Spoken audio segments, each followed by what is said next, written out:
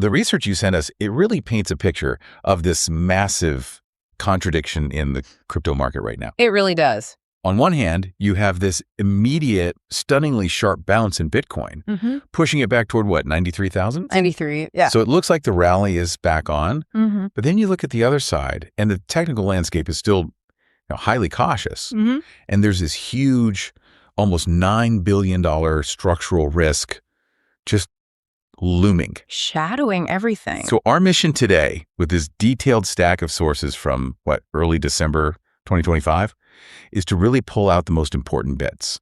We need to figure out how both of these things can be true at the same time. The volatility and the long-term engine of adoption, especially with institutional tokenization. It's the perfect deep dive for that because the tension, you can feel it. Bitcoin surprised everyone with that relief rally, but we have to look past the excitement. The market is still stuck. It's in a choppy, undecided range.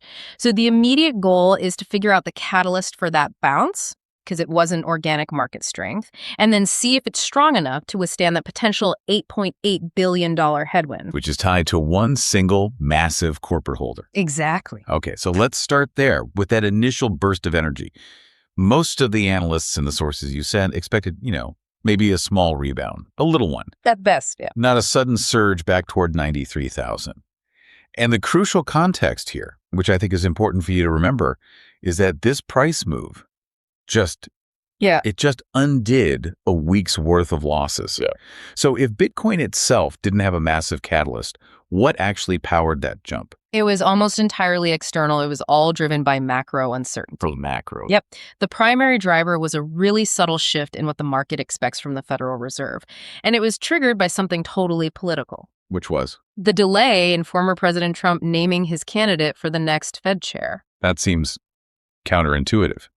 How does a political delay in Washington give crypto the green light? Well, the market hates uncertainty, but it also loves any hint of easier money. And this delay, strangely enough, kind of nudged sophisticated markets to start pricing in a small but significant probability of a Fed rate cut. As early as January. As early as January. And when the market prices in a rate cut, even a small chance of one, it signals that money might get cheaper sooner than expected. And that creates a risk-on environment. I see. So when global liquidity is perceived to be loosening up a bit, assets that got beaten down during the tightening cycles, like Bitcoin, like high-growth tech stocks, they get a quick shot of oxygen. And that's what pushed it back up over that critical $90,000 level. That's exactly it. Okay, so it was a short-term trade. It was based on shifting macro sentiment, not some fundamental change in Bitcoin's immediate demand. So if we zoom in on the technical analysis from the sources, what has to happen for traders to agree that this downturn is really over, that the uptrend is back? The requirements are very clear on that. For the uptrend to resume convincingly, Bitcoin has to conquer two distinct hurdles. The first one, the immediate one, is reclaiming that $93,000 to $94,000 zone and holding it. Not just touching it. No, we need strong closes above that level. It signals sustained buying interest.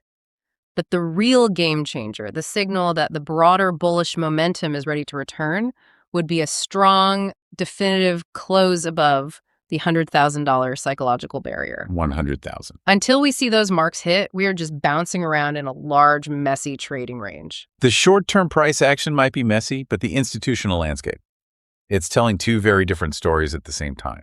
You have this short-term drag versus this long-term sort of inevitability. It's a real tug of war. Let's look at the drag first. Why is institutional demand so weak right now in early December? It's just bad timing, really. We're in year-end reporting season. Fund managers are intensely focused on locking in their performance numbers for the year. Right, they don't want to mess up their books. Exactly. And if they have to justify holding an asset that has lagged the major macro benchmarks, and Bitcoin has underperformed standard indices this quarter, they're just not going to buy more right now. They don't want to have to explain that to the board. Nobody does, not at the close of the fiscal year. So that caution, it just acts as a major lid on demand until January rolls around. And yet at the same time, we have these two massive, almost quiet signals from traditional finance that are, they're laying the groundwork for future demand. You can't ignore Vanguard reversing its long-standing crypto blockade. That's huge. It's absolutely massive. Vanguard has been, this immovable object in the indexing world for decades, and now it's moving. And the other one, Maybe even more potent is Bank of America Merrill, one of the largest wealth management firms on the planet, now letting its financial advisors recommend Bitcoin ETF allocations. In a specific range, right? Yeah, specifically in the 1% to 4% range. These firms control trillions in client assets. They are providing the legal, the operational cover for massive amounts of capital that was previously just locked out. This does raise an important question, though. We keep hearing about all this bullish demand coming in 2026, but is there any risk that firms like Vanguard and Merrill are just too late? What does the research say about market saturation? The sources say it's the complete opposite of saturation. If you connect the dots, the data shows that only a tiny fraction of professional investors have any crypto exposure yet. Really? What are we talking, percentage-wise? Maybe 5 to 10% adoption among wealth managers and institutional funds. That's it. That's it. Which means the pool of unallocated capital, the capital that can enter the market, is just immense. So analysts aren't just saying 2026 might be better. They see it as almost structurally guaranteed to be far stronger than 2025, just because the financial machinery is finally in place to onboard all that capital. That sets up a fantastic long-term expectation. One of the more influential sources you included, the 1000X podcast analysis, highlighted technical signs that really seem to confirm this optimism. They believe they spotted a textbook bottoming pattern? A textbook bottoming pattern. The classic capitulation selling down at $80,000, followed by that high volume bounce we just talked about, and crucially, no new lower lows. And they back that up with on-chain data. They did. They backed it up with whale activity. The massive sustained selling by original gangster whales, which was the main thing driving the decline, has dramatically slowed down. Their data shows those large wallets aren't dumping anymore. They're pausing. And some have quietly started accumulating again below 90,000. Which is a huge vote of confidence from the biggest players. The most informed players, yeah. And this is where the macro and the technicals start to merge. Yeah. They also flagged a specific political rumor. And we should say we're reporting this impartially, just as market chatter that's influencing analysts. Just what the market is hearing. The rumor is that Trump might appoint Kevin Hassett as the next Fed chair. And he's a known pro-crypto economist, has ties to Coinbase. How is the market interpreting that? It's being read as a signal for policy direction. Regardless of whether it happens, analysts are connecting the dots. They're suggesting that a Hassett appointment would signal a preference for policies that promote liquidity and, risk-taking. And that translates into a prediction for what? A liquidity-fueled and risk-on environment for the start of 2026. It ties the immediate bullish market movement directly to these long-term policy expectations. Okay, so the institutional capital we just discussed, that unallocated pool that's just waiting for regulatory clarity for the right infrastructure, it can't move until the plumbing is laid. It can't. And that shifts our focus from the short-term market chaos to the trillion-dollar infrastructure story, the tokenization of global finance, and the specific role of Chainlink here.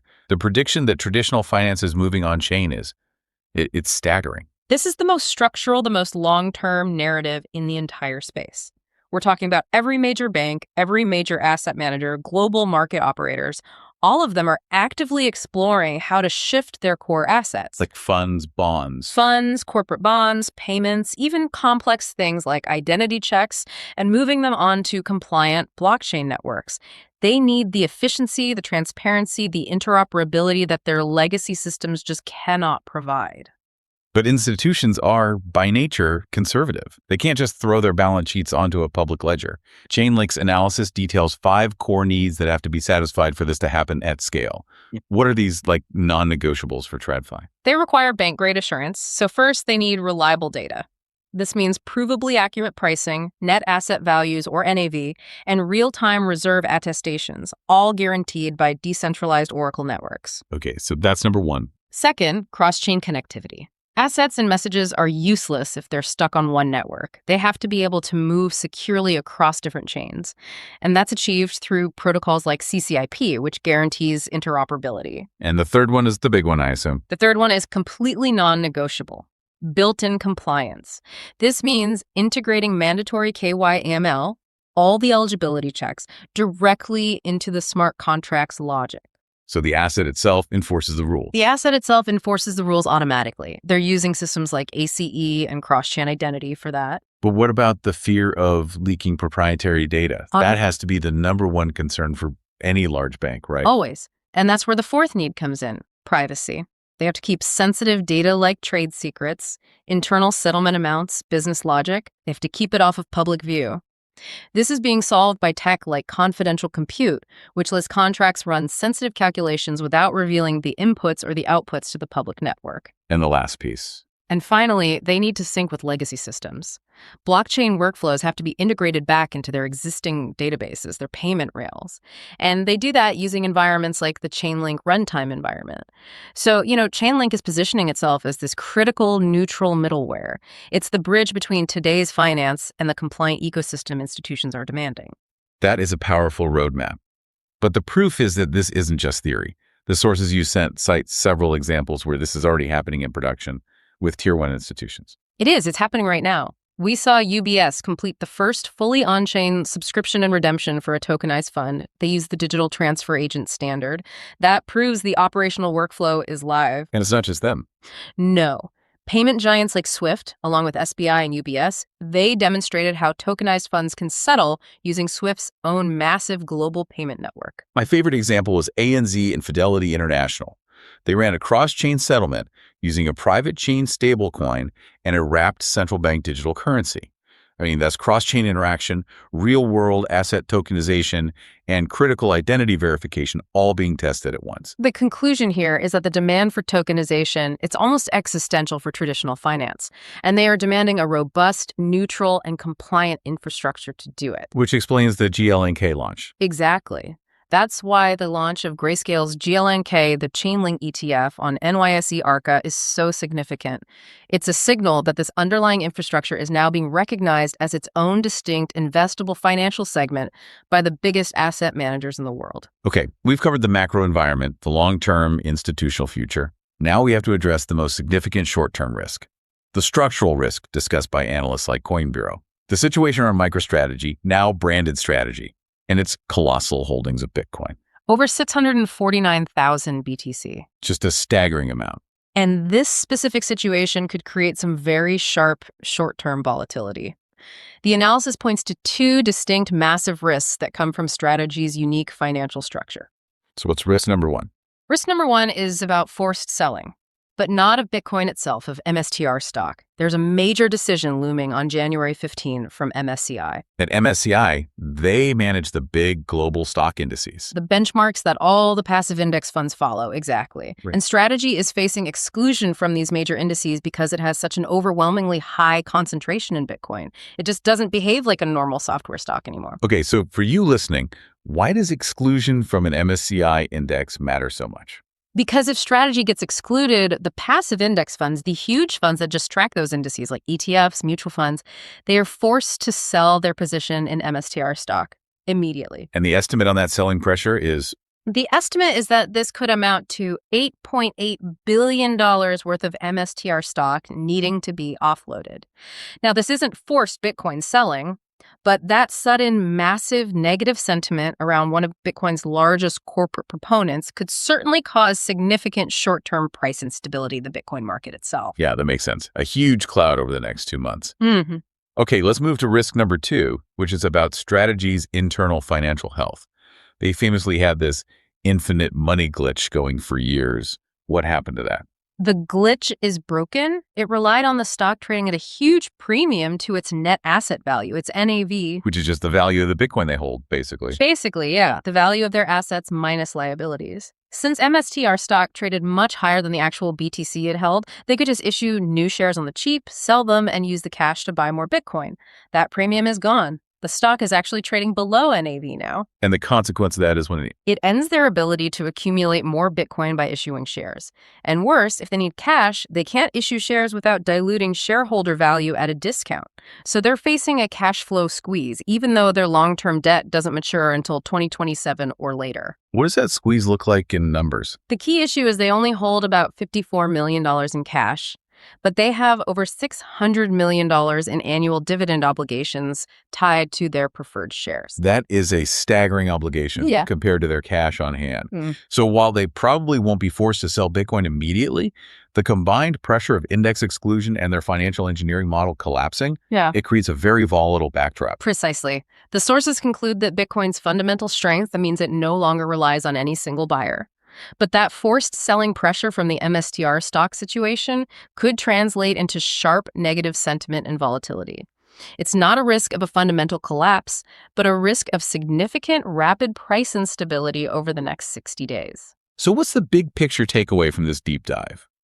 It feels like we're in this choppy, undecided short-term market range driven by conflicting macro signals, year-end caution from institutions. A lot of chaos. A lot of chaos. But it's happening right alongside this truly unstoppable long-term engine of tokenization and deep institutional infrastructure adoption. The synthesis is pretty clear. The short-term volatility risks, like the MSTR and MSCI situation, they're real, but they're also localized. Meanwhile, the legal and the infrastructural foundations are dramatically stabilizing. You mean like what happened in the UK? Exactly. The fact that the UK has officially recognized crypto as a third category of property, granting legal clarity, ownership protections, that just underscores that the foundation for the long-term adoption we talked about is becoming rock solid. The trend is up, even if the road is bumpy. Okay, so here's a final provocative thought for you to chew on, connecting that short-term risk to the long-term opportunity. We talked about the possibility of $8.8 billion in potential forced selling from institutional indexes, all tied to MicroStrategy in January. That's the known risk. The known risk. But if you look at the other side of the ledger, the vast unallocated capital from professional investors who currently hold zero crypto exposure, we know that pool is exponentially larger. So the question is, what specific, inevitable macro trigger will finally compel that enormous ocean of capital to move in 2026?